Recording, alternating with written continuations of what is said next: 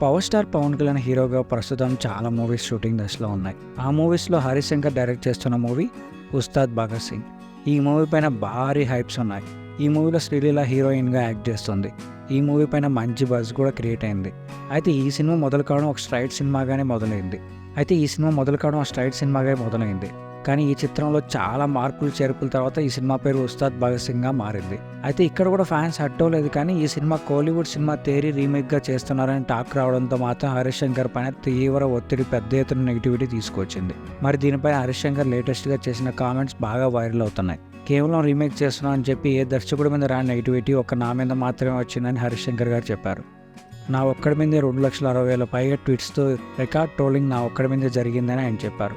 కానీ టీజర్ చూశాక చాలామంది సారీ చెప్పి మెసేజ్ చేశారు. అంతమంది నెగిటివిటీ చేసినప్పుడు నా పని నేను ఆపలేదు, అలాంటిది ఎవరో ఏదో అంటే నేను ఎందుకు పట్టించుకుంటాను అని హరిశంకర్ స్పందించారు. ఉస్తాద్ భగత్ సింగ్ మూవీ కోసం ఎంతమంది వెయిట్ చేస్తున్నారో కింద కామెంట్ చేయండి. అలాగే మా ఛానల్ సబ్స్క్రైబ్ చేసుకోండి. ఇలాంటి మోర్ ఇంట్రెస్టింగ్ వీడియోస్తో మేము ముందుకు వచ్చేస్తాను.